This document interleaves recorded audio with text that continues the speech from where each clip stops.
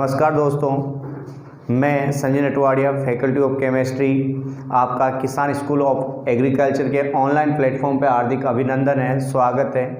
तो दोस्तों, अपने केमिस्ट्री के बारे में बातचीत कर रहे थे। तो अगर आपको केमिस्ट्री की स्टडी को रेगुलर रखना है तो यहाँ डिस्क्रिप्शन के अंदर किसान स्कूल ऑफ एग्रीकल्चर के ऐप का लिंक दिया हुआ है, उस लिंक को डाउनलोड करें तो उससे आपके ऐप इंस्टॉल हो जाएगा। ऐप इंस्टॉल करने के पश्चात आप अपनी स्टडी को रेगुलर रखने के लिए वहाँ पर आपको सभी कोर्सेज मिलेंगे, वहाँ पे सारे वीडियोस मिल जाएंगे और साथ में टेस्ट सीरीज भी वहाँ पर उपलब्ध है। तो आप इजी वे में टेस्ट भी के लिए भी अप्लाई कर सकते हैं। तो आप किसान स्कूल ऑफ एग्रीकल्चर के ऐप को इंस्टॉल करें। तो अपन आगे बात करते हैं। जैसे कि अपन आवर्ती गुण पढ़ रहे थे, लास्ट वीडियो के अंदर अपन ने पढ़ा था इलेक्ट्रॉन लब्धि एंथैल्पी। इसके बाद अपने पास जो नेक्स्ट टॉपिक है वो है विद्युत ऋणता। विद्युत ऋणता, इलेक्ट्रोनेगेटिविटी, जिसको शॉर्ट में बोला जाता है EN, इलेक्ट्रोनेगेटिविटी। और ये एक बहुत ही अच्छा टॉपिक है। ये अपने ऑर्गेनिक केमिस्ट्री के अकॉर्डिंग अगर बात की जाए तो वहाँ पर बहुत ज़्यादा इंपॉर्टेंट है। अकॉर्डिंग टू ऑर्गेनिक केमिस्ट्री बात कर रहा हूँ मैं, बहुत ज़्यादा इंपॉर्टेंट है। हाँ, पहले इसमें जेट से रेगुलर क्वेश्चंस पुटअप हो रहे थे, 1-2 साल से इसमें से कोई क्वेश्चन पुटअप नहीं हो रहा है। तो आगे भी फ्यूचर भी इनका ऑर्गेनिक केमिस्ट्री में इसका बहुत अच्छा है। तो ऑर्गेनिक केमिस्ट्री में आपके अगर समझना है तो उसके लिए आपको इलेक्ट्रोनेगेटिविटी आना चाहिए। विद्युत ऋणता, विद्युत ऋणता के बारे में कुछ इंपॉर्टेंट पॉइंट्स है वो अपन बात करते हैं। सबसे पहले ये एक सहसंयोजक बंध का गुण है या सहसंयोजक बंध का गुण है, यानी कि विद्युत ऋणता कहाँ अप्लाई होती है? सहसंयोजक बंध में अप्लाई होती है। दूसरी अगर इंपॉर्टेंट बात की जाए तो ये इकाईहीन है, इकाईहीन है, यानी इसका कोई मात्रक या इकाई नहीं होती है, ये भी ध्यान रखना है। और तीसरी अगर बात की जाए तो ये सापेक्ष वैल्यू है। सापेक्ष वैल्यू का मतलब हो गया, यानी सापेक्ष मान का मतलब हो गया कि ये दो जनों की तुलना करके निकाली जाती है। दो एलिमेंट्स के मध्य अपन क्या करेंगे? तुलना करेंगे। तो ये क्या मान आ जाएगा अपने पास? इसका सापेक्ष मान हो गया। तो आपको ध्यान रखना है ये कौन से बंध का गुण है? सहसंयोजक बंध का गुण है। ये इकाईहीन है और ये क्या है? एक सापेक्ष मान है। एक्चुअली होती क्या है विद्युत ऋणता, उसके बारे में बात करें अपन तो अपने पास ये दो एटम्स है A और B। ये दो एटम्स आपस में मिलकर एक मॉलिक्यूल का निर्माण कर रहे हैं, जिसे AB मॉलिक्यूल कह दिया अपन ने। इस AB मॉलिक्यूल में ये जो बंध है वो बंध है अपने पास में कोवैलेंट, यानी कि सहसंयोजक बंध है। अब इसमें क्या होता है कि ये दोनों इलेक्ट्रॉन्स जो हैं, ये दोनों इलेक्ट्रॉन्स मान लेते हैं अपन की B की पावर ज़्यादा है, तो ये B की ओर क्या हो जाते हैं? मूव हो जाते हैं। यानी B की ओर क्या कर रहे हैं? ये मूव हो रहे हैं। तो B की ओर मूव हो रहे हैं, तो यहाँ से A से ये इलेक्ट्रॉन किसकी ओर चले गए? B की ओर चले गए।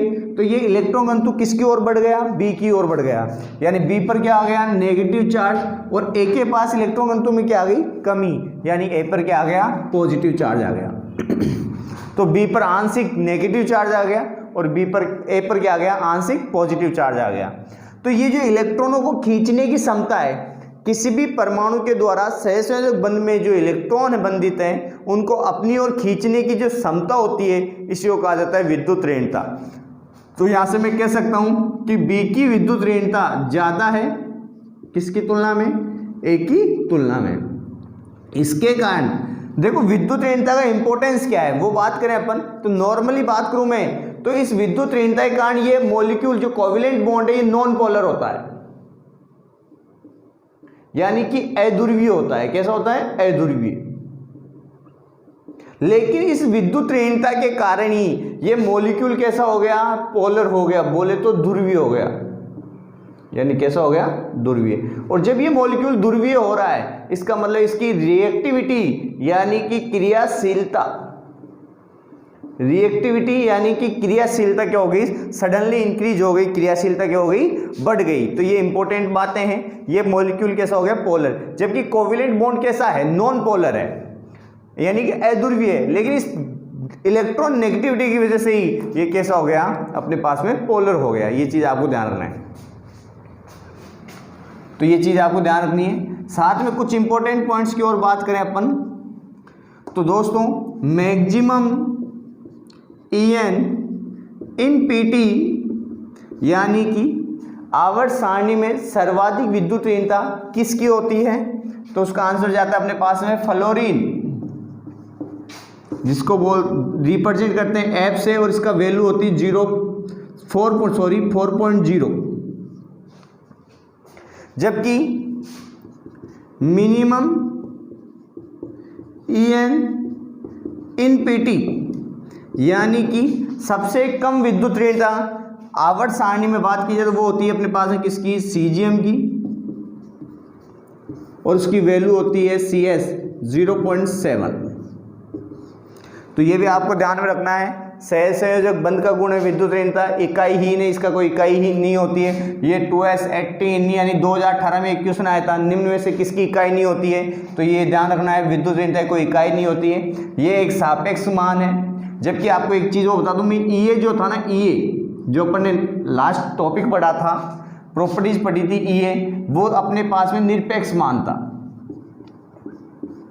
यानी वो पर्टिकुलर वैल्यू थी किसी भी एटम की। यहाँ पर ये फिक्स वैल्यू नहीं है, ये क्या होता है कि टू एलिमेंट्स के बिटवीन कंपैरिजन करके ये वैल्यूज निकाली जाती है, तो ये चीज़ ध्यान रखना है, ये सापेक्ष वैल्यू है। दूसरा अपन ने बात की कि टू एटम्स एक दूसरे से क्रिया करके एक मॉलिक्यूल का निर्माण करते हैं, तो मॉलिक्यूल में जो बॉन्ड फॉर्म हो रहा है वो कोवेलेंट बॉन्ड है, और कोवेलेंट बॉन्ड कैसा होता है, नॉन पोलर होता है, यानी अध्रुवीय होता है। इसमें क्या होता है कि B परमाणु जो है वो इलेक्ट्रॉनों को, बंद के इलेक्ट्रॉन अपनी ओर खींच लेता है, जिसके कारण B पर क्या आ जाता है, नेगेटिव चार्ज, A पर क्या आता है, पॉजिटिव चार्ज, और ये पोलर हो जाता है, यानी कैसा हो जाता है, ध्रुवीय, और इसकी रिएक्टिविटी क्या हो जाती है, इंक्रीज हो जाती है।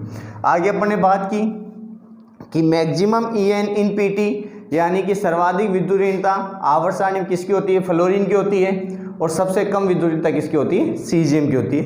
ये आप लोगों को ध्यान में रखना है। देन इसके बाद में अपन अगर बात करें तो अपने पास में नेक्स्ट पॉइंट आता है तुलना।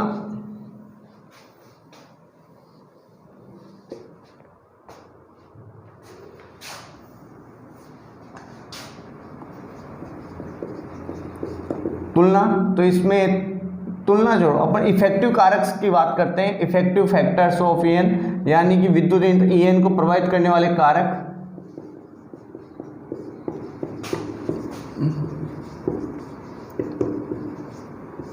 इसमें पहला कारक आ गया अपने पास में Z इफेक्ट। तो Z इफेक्ट की बात की जाए तो विद्युत ऋणता जो है वो Z इफेक्ट के समानुपाती होती है, यानी कि सीधी सी बात है। सो Z इफेक्ट अगर इंक्रीज होगा तो विद्युत ऋणता भी क्या होती है, इंक्रीज होती है। दूसरा इफेक्टिव कारक आ गया साइज। तो ये वैल्यू ध्यान रखनी है कि EN inverse proportional to size, यानी आकार की क्या होती है, व्युत्क्रमणपाती, यानी आकार बढ़ने पर इसमें क्या आती है, लगातार कमी आती है। नेक्स्ट जो पॉइंट आ रहा है अपने पास में वो आ रहा है S कैरेक्टर्स, यानी कि लक्षण, S लक्षण। और आपको ध्यान रखना है कि विद्युत ऋणता जो है वो S लक्षणों के क्या होती है, समानुपाती होती है। अगर S कक्षक के गुण बढ़ते हैं तो विद्युत ऋणता भी लगातार क्या होगी, बढ़ेगी। जैसे अपन बात करें कार्बन के लिए, फॉर एग्जाम्पल कार्बन में अपने पास 3 केस आते हैं। जब कार्बन एटम एकल बॉन्ड से बॉन्डेड हो, जब कार्बन एटम में एक डबल बॉन्ड हो, जब कार्बन एटम ट्रिपल बॉन्ड से बॉन्डेड हो। तो इस कंडीशन में अपन बात करें तो यहाँ इसका संकरण जो आता है वो होता है sp3, इसका संकरण होता है sp2 और इसका संकरण होता है sp। अब यहाँ sp3 निकालें तो यहाँ से जो S करेक्टर्स हैं, माना कि अपन ने 100% करेक्टर्स हैं इसके अंदर, S और P को मिलाकर 100% है, लेकिन S कक्षक कितना है, 1 है, और P कक्षक कितने हैं, 3 है। तो टोटल कक्षक कितने हो गए अपने पास में, 4 हो गए। 4 में अगर अपन 100 में 4 का डिवाइड करेंगे तो अपने पास S करेक्टर्स कितने आएंगे, 25%। यहाँ पर भी 100 है, लेकिन यहाँ पर अब अपने पास में ऑर्बिटल्स कितने रह गए, 3 रह गए, 2 तो P के और 1 इसका S का। तो अपने पास में अब S करेक्टर्स कितने आएंगे, 33.3%। और जबकि अगर यहाँ पर देखा जाए तो यहाँ से S करेक्टर्स कितने आते हैं अपने पास में, 50% निकल के आते हैं। तो अगर मैं बात करूँ तो रेगुलरली अगर इधर की ओर चलें तो S करेक्टर्स में लगातार क्या हो रही है, बढ़ोतरी हो रही है। S करेक्टर्स बढ़ेंगे तो विद्युत ऋणता भी लगातार क्या होती है, बढ़ती है। तो यहाँ पे देखा जाए तो यहाँ पर विद्युत ऋणता की बात करूँ तो इसकी विद्युत ऋणता होती है 2.5 जब कार्बन एकल बॉन्डेड से, all valencies of carbon is satisfied to single bond, तो यहाँ पर इसकी वैल्यू क्या आती है विद्युत ऋणता की 2.5, यहाँ पर अपने पास में आती है 2.75 और यहाँ इसकी वैल्यू होती है 3.15। तो ये इसकी विद्युत ऋणता की वैल्यूज हो गई। ऐसे अपन बात करें नाइट्रोजन के लिए, तो नाइट्रोजन में भी ये सेम कंडीशन आती है।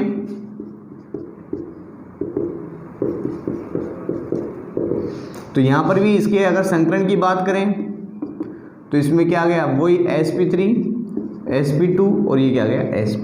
तो इधर की ओर जाने पर विद्युत ऋणता लगातार क्या होती है इंक्रीज होती है। तो दोस्तों ये आप लोगों को ध्यान में रखना है। तो पहला अपन ने इफेक्टिव कारक पढ़ा वो क्या था जेड इफेक्ट, दूसरा अपन ने पढ़ा वो क्या था अपने पास में साइज, तीसरा अपन ने पढ़ा वो क्या था एस करेक्टर्स। तो एस करेक्टर्स के अंदर ये आप चीज़ को ध्यान रखना है, अगर लगातार एस लक्षण बढ़ेंगे यानी एस कक्षक के गुण बढ़ेंगे तो लगातार विद्युत ऋणता भी क्या होगी बढ़ेगी। एक और इम्पोर्टेंट पॉइंट जो आपको ध्यान में रखना है वो इम्पोर्टेंट पॉइंट ये है कि अक्रिय गैसों की EN शून्य मानी जाती है, ये शून्य होती है। अक्रिय गैसों की EN जो है वो क्या होती है शून्य होती है। इस शून्य होने का कारण जो है वो ये होता है कि अक्रिय गैसें सामान्यतः नॉर्मली इनर्ट गैसेज यानी अक्रिय गैसें बंध निर्मित नहीं करती है, बंध नहीं बनाती है। तो बंध नहीं बनाती है, बंध नहीं बनाने के कारण इनकी EN को क्या माना जाता है शून्य माना जाता है। ये आप लोगों को ध्यान में रखना है। तो दोस्तों ये अपने पास में इफेक्टिव कारक हो गए, विद्युत ऋणता को प्रभावित करने वाले कारकों की बात कर ली अपन ने।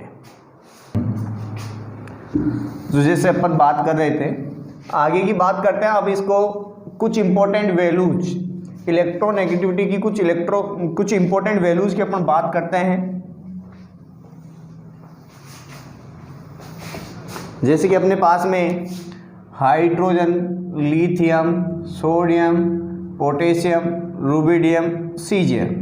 यहाँ आ गया अपने पास में beryllium, boron, carbon, nitrogen, oxygen, fluorine और नियोन। तो नियोन जो था अपने पास में अक्रिय गैसें जो थी उनकी विद्युत ऋणता अपन ने क्या मान ली थी 0 मान ली थी। इसके अलावा यहाँ आता है magnesium, aluminium, silicon, phosphorus, sulphur, chlorine, bromine और आयोडीन। यहाँ सबसे ज़्यादा किसकी होती है फ्लोरीन की 4.0, 3.0 क्लोरीन की, 2.5 या 2.8 मान लेते हैं इसकी, और इसकी 2.5। इसमें क्या है कि लगातार आप 0.5 घटाते चलो।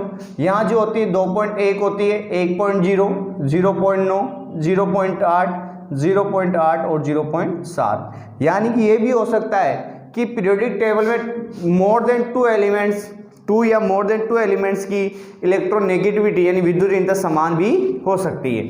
तो इसमें 0.5 अगर अपन लेस करते चलेंगे तो इनकी वैल्यू जाएगी। जैसे अपन ने 0.5 लेस किया तो यहाँ से 3.5 आ गई, 3.0, 2.5, 2.0 और क्या आ गया 1.5 और 1.0।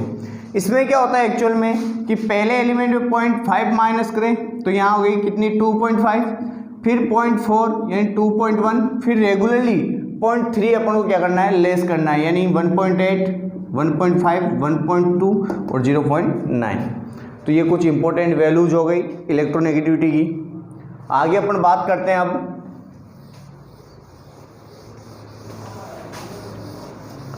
अनुप्रयोग।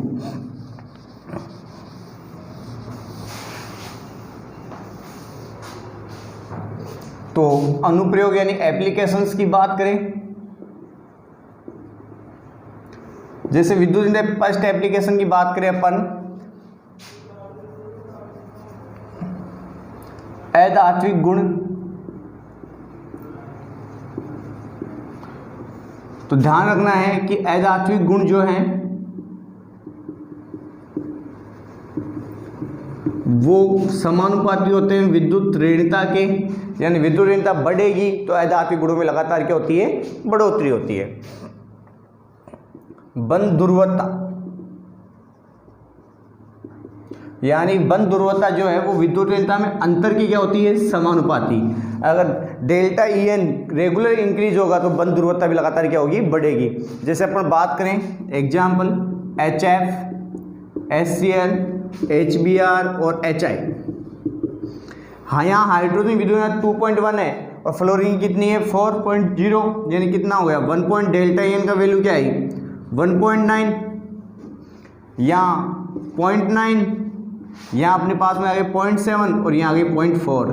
तो लगातार इधर की ओर जाने पे डेल्टा एन में क्या आ रहा है, अंतर में क्या आ रही है, कमी। तो डेल्टा एन के अंदर में कमी आ रही है तो बंद ध्रुवता भी लगातार क्या होगी, घटेगी। ये सब जब ध्रुवीय HF, HCl और देन HBr। इसके अलावा अगर अपने एक और एप्लीकेशन की बात करें तो वो होती है अपने पास में आयनिक गुण।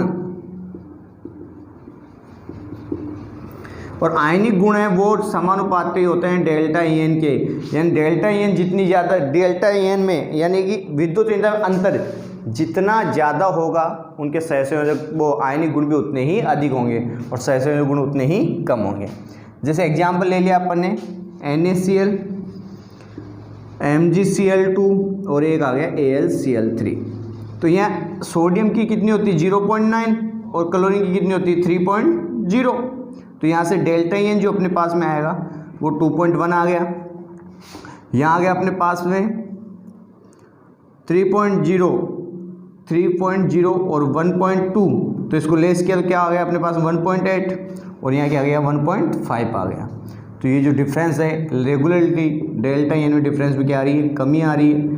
तो आयनिक गुण भी लगातार क्या होंगे, घटेंगे। यानी सर्वाधिक आयनिक गुण होंगे NaCl के, उससे कम MgCl2 के, उससे कम किसके होंगे AlCl3। एक साइंटिस्ट था, अगर अकॉर्डिंग टू गैलेसी बात करें तो उसके अकॉर्डिंग बात की जाए अगर डेल्टा ई एन में डिफरेंस 1.7 से ज़्यादा होता है तो वो यौगिक होते हैं कैसे, आयनिक। और अगर डेल्टा ई एन में डिफरेंस 1.7 से कम होता है तो वो यौगिक कैसे होते हैं, सहसंयोजक होते हैं। तो दोस्तों ये अपने पास में थी विद्युत ऋणता। तो यहाँ पर विद्युत ऋणता की कहानी खत्म होती है। बहुत ही इंपॉर्टेंट टॉपिक है और ये इंपॉर्टेंट टॉपिक होने के साथ साथ अपने पास में अगर ऑर्गेनिक केमिस्ट्री आप लोगों को सीखनी है तो उस ऑर्गेनिक केमिस्ट्री में विद्युत ऋणता सबसे ज़्यादा उपयोग किया जाता है। जैसा कि मैंने आपको पहले बताया था, मैं अगेन कह रहा हूँ, अगर आपको अपनी स्टडी रेगुलर रखनी है तो यहाँ डिस्क्रिप्शन में किसान स्कूल ऑफ एग्रीकल्चर का ऐप का एक लिंक दिया हुआ है, उस लिंक पे क्लिक करें और वहाँ से आपके पास तो इंस्टॉलेशन आएगा।